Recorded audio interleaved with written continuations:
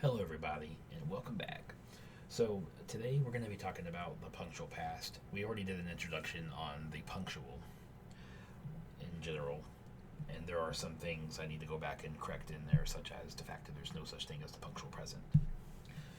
With that said, there are cases where it may appear where like whenever you say "I don't know," that it looks like it might be like the punctual present. I think it's like akionari or something like that. Um, but that might honestly be like something else, a different case or something, or an exception. I'm not exactly sure there. I haven't checked.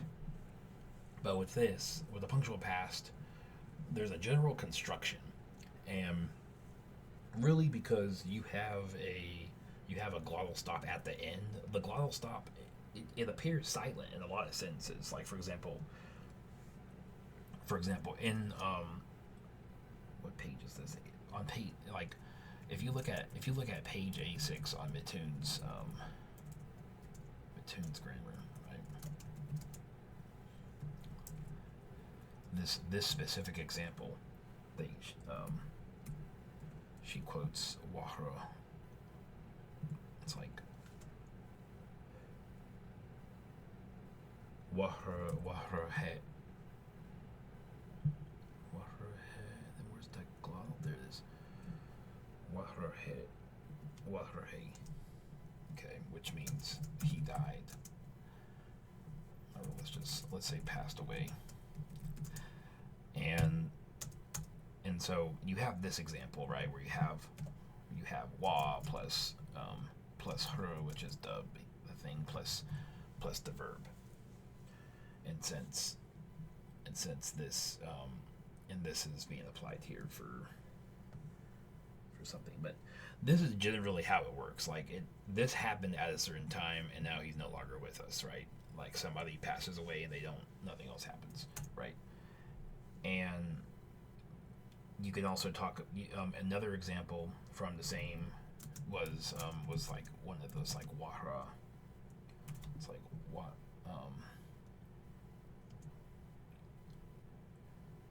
do I have the big glottal stop? Yeah. There's like wahra na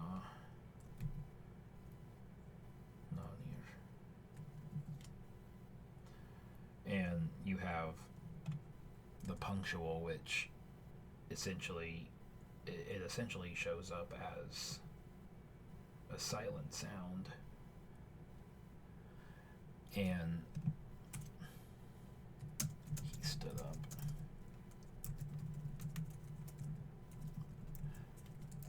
Yeah, and in this same example, you can say he stood up, right? So if you're so these are actions that happen quickly at a certain time and then they ended. Nothing else happened. There was no extra part. So that's kind of what they call this they call this the aorist, or rather this wa here. They call this the aorist form. So this in this language, the aorist and the function of the aorist and when it's used can vary in different languages. Like Turkish has a form, and there's other languages that have a form that I can't name off the top of my head.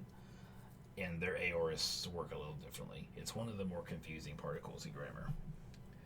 But in this language, it's specifically used for something that it's always past. It's always in past tense. It's not the future. And because you don't have a punctual present, you don't have to even worry about that in the punctual.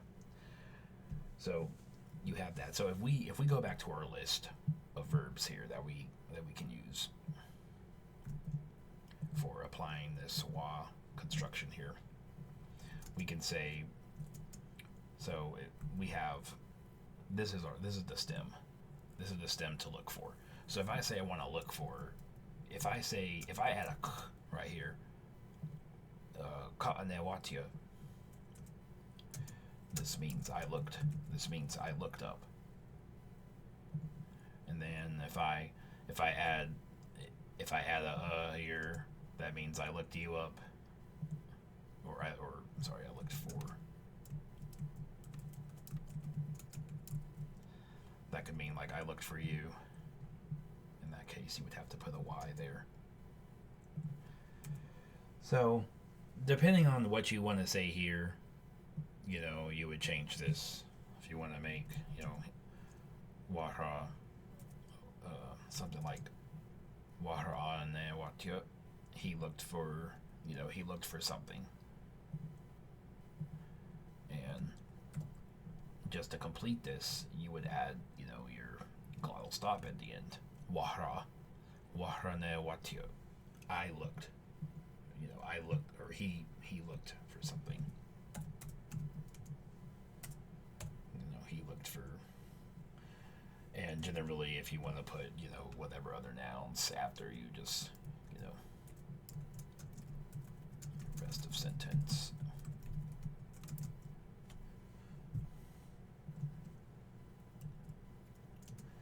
So when you do that, when you construct the word, whenever you construct it this way, you can most of the time know what's going on. In this example, actually, here, in the example in Mitoon's grammar, you have nani here. So on. So there's on. There's on, and then where is the other? What is the other one? The other one is on, yeah. So this is actually gonna get rid of this, and then we have the on.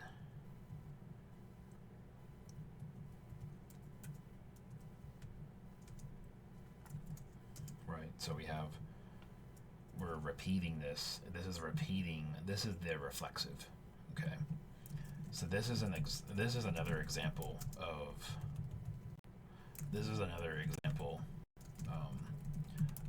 something that I was talking about the punctual aspect earlier. I was talking about how some words have that double reflexive. Like the other example, it was like when we see each other. It has a different form than this. It's like ought. But there are some verbs here. In the Tuscarora language that to express the idea of it, you would have to duplicate some suffixes sometimes. So there's that. But yeah, so this is the gist of how you would form this. So we could grab another one and do that. So if I think the other rule was that if it ends in a consonant or consonant cluster, yeah, if it ends in a long vowel plus a consonant. I'm guessing a y is considered a sometimes it's considered a semi-vowel and sometimes it's considered a consonant. And since heya means to pass away, they probably moved the glottal stop to before this because that's part of that rule. We have to move it behind. So, and then there's also that rule. I want to find another one that has like a long vowel. Runat would be a good one. Let's see, we'll just try with Tariq again. So if you want to say he ate or she ate or something, you could do Warik, and because we're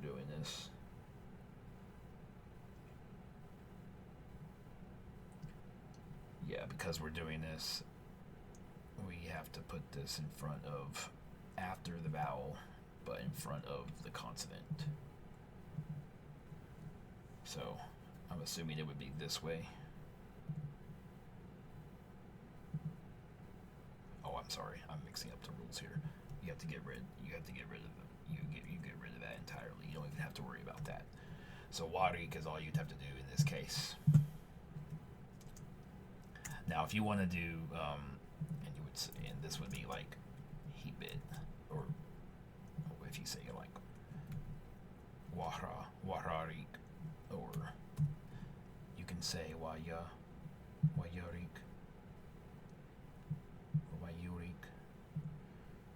wayarik. You can say he or she bit.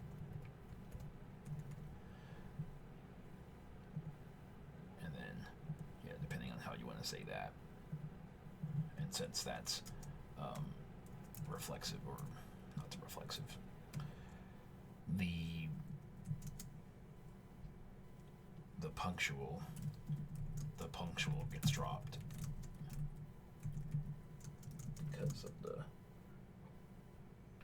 because of the long vowel plus consonant rule.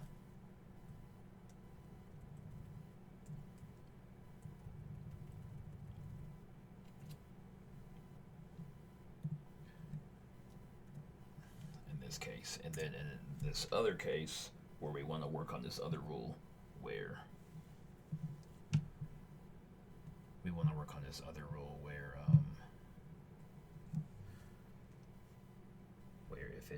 if it ends in a consonant or a consonant cluster, then this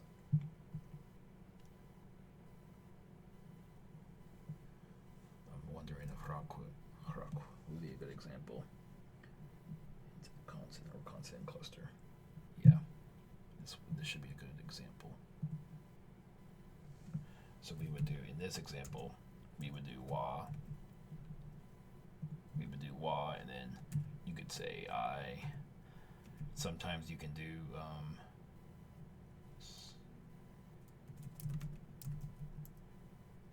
or you, which is hus. And then hrak. And then if you want, you have to go before. You go before the cluster or the consonant, and then you put your punctual right there.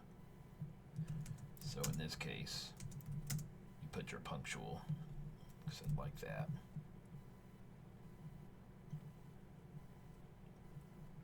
I think in this case, it would actually make more sense to use the whole sign. Yeah. So you can do this, and then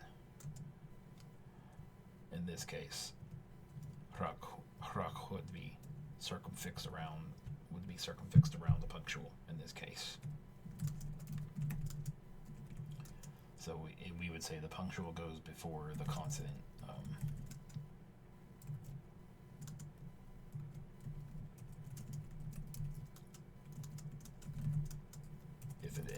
If it ends in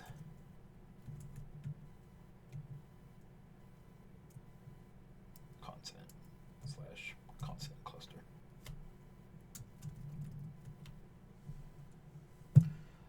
Okay. So we have that case covered. So this is a pretty this specific tense is a pretty straightforward one. It just refers to something that happened in time. You know, this refers to, you know, something that happened at one specific point in time.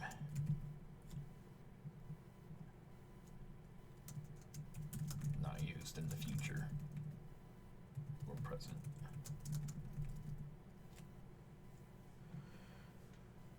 Yeah. And then it was done. Not ongoing. All right, so there's this. So there's these. So there's plenty of other ones as well.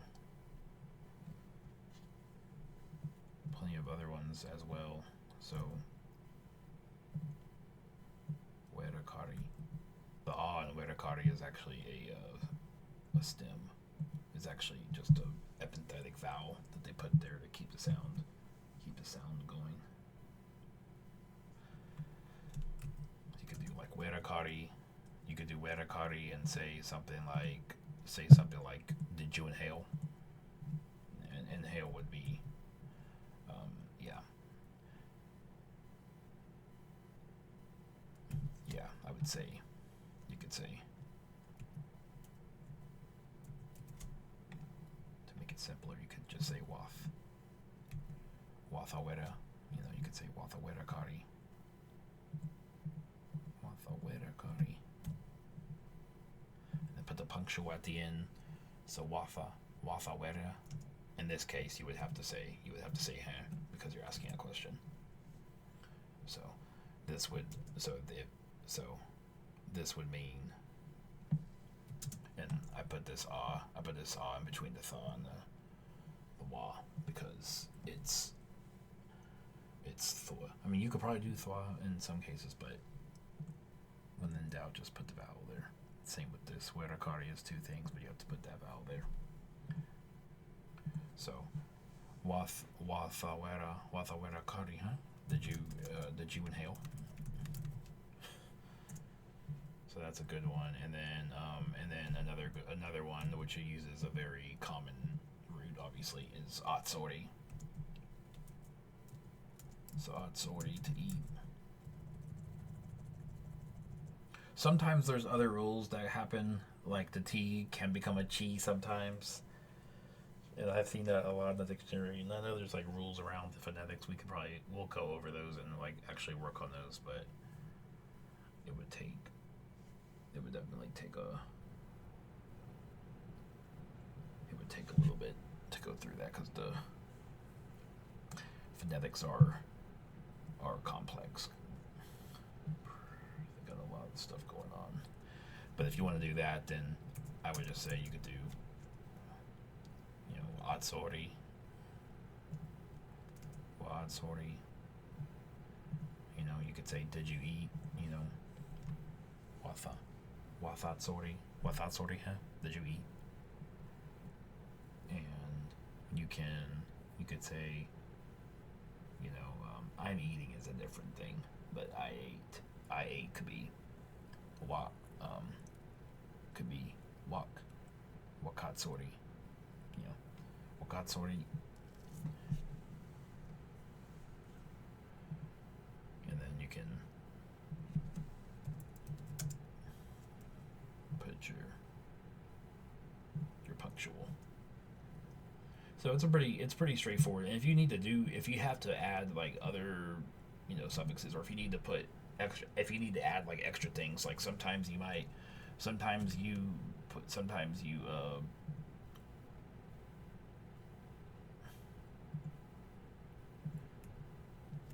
put, I would just say stems, because sometimes if you want to say I bought a house, like you can say it two ways, but in that case you say house by.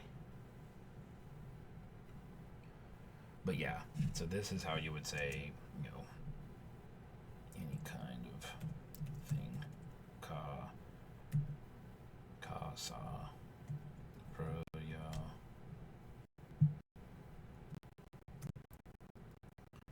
etc. plus atsori. And then you put all that stuff. And even if you want to put in this case, if you want to put in like what you ate, you can add your food. You know, food atsori. You know, you could add your food, the food that you're gonna eat, food plus atsori. You know, whatever specific kind of food, if you just want to use it in one sentence. And then you could say,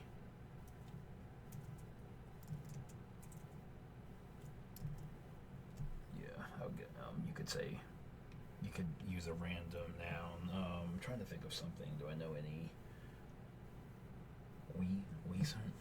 Weesunt? Is that a strawberry? Yeah. So you could say weesunt. And you can also put weesunt. You could also say something like, you could put something like, you know, you could put waquisant asori, and that means I ate a strawberry.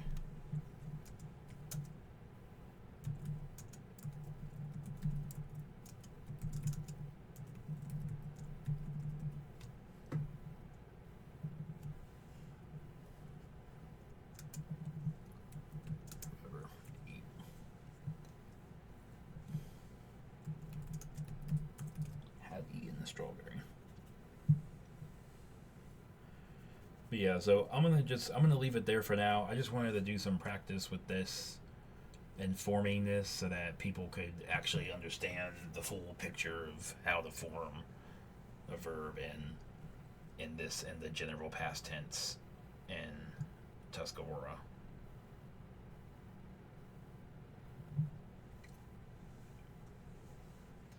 But thank you all for watching.